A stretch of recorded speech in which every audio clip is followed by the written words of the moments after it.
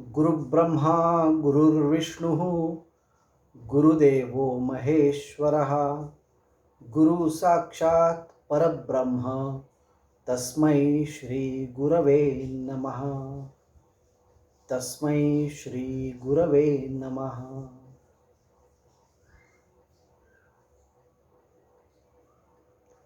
Hello friends, very shortly we are going to start a detailed discussion on Sri Sukta. So before starting Sri Sukta, we will try to know what are these suktas and how and from where they have come. Suktas are set of mantras from Vedic literature. All Vedic literature are usually referred to as mantras.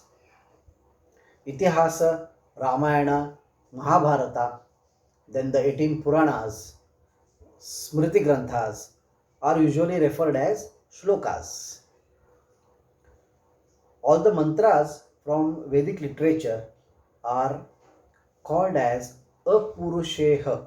Now, apurusheha means not authored by any one author or any one single person, and is assumed that it is given by Lord Himself, or you can say the rishis of those times in their meditative stage downloaded that mantras from the Lord. In this way also you can interpret. Now, thousands of mantras were there, and indexing of these mantras was a very difficult task. And this task of indexing or compiling all these mantras was done by Vyasa. So, he is rightly called as Veda Vyasa. So, he compiled all these thousands of mantras which were scattered here and there into 4 books called Vedas. Rigveda, Yajurveda. Yajurveda again has 2 parts. The Shukla Yajurveda, Krishna Yajurveda, 2 parts. Then the third Veda, Samaveda, and the fourth, Atharva Veda, or it is also called as Atharvana Veda. So these 4 books were created, which are compilation, or which are the group of all those mantras gathered together. Now there are many auxiliary Vedas and Vedangas. These are you can call it as branches or limbs of Veda. But the main books are 4 Vedas. When we open Veda, each Veda or each book is divided into, or you can call is giving a message of a particular theme. So Vedas are called as thematic expressions. Thus, they are compiled under one theme.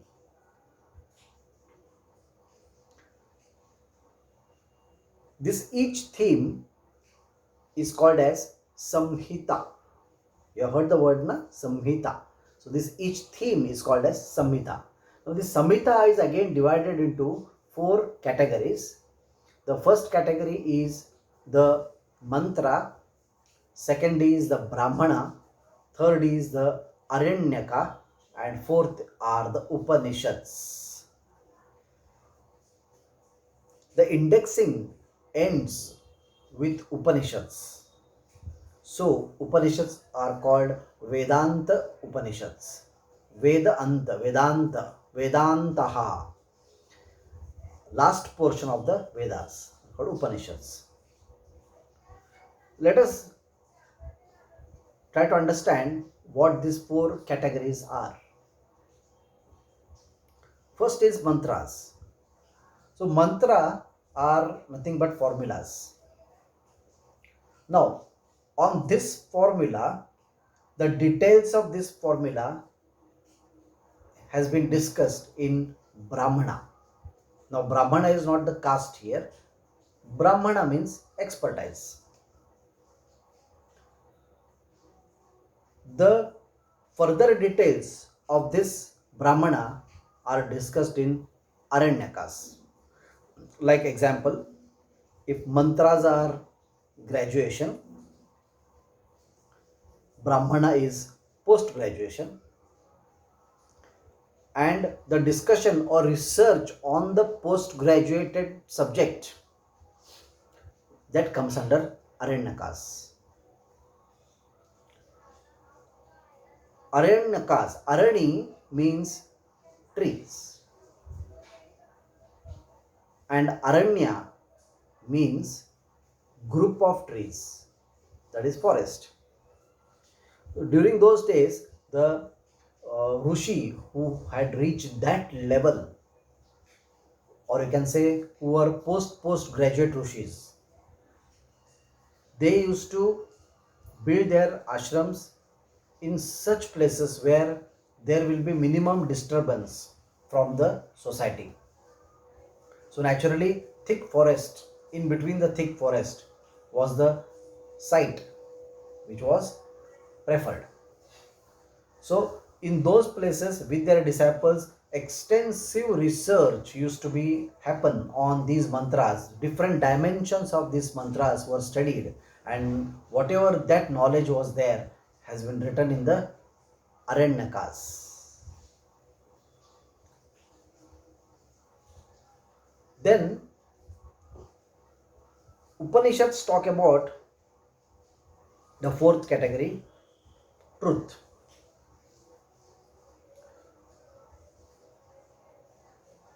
Truth in the sense not beating the bushes, straightforward language, Upanishads.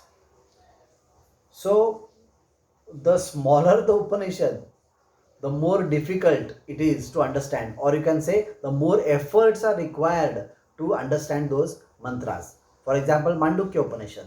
It is a very small Upanishad, one page Upanishad, but to understand that it requires volumes of books.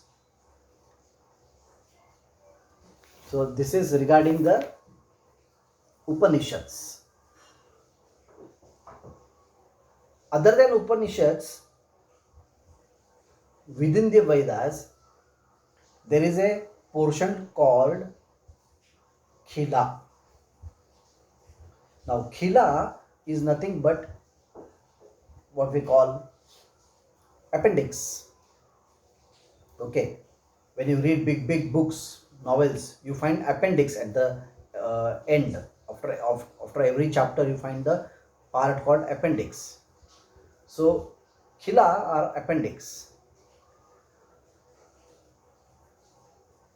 After giving mantra, Brahmana, Aranyaka, Upanishad, there are some which enhance and can be used in any portion of the above four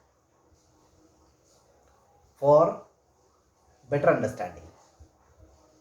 It can be related with the any four for better understanding of mantra, better understanding of Aranyaka, better understanding of Brahmana. Now this portion is called Khila, appendix. Compilation of all these khilas, is called suktas. So suktas, now you will understand that they are the essence. Vedas, four Vedas, then Samhita, then four categories in the Samhita, then to understand all those categories, khilas, and the compilation of those khilas is suktas. See the word sukta. Ukta means said. SAID, said. Ukta. Sukta means wow. That is well said. Wow, kya baat hai. Like that. Sukta. Well said. So this is the origin of suktas. So you have heard different suktas: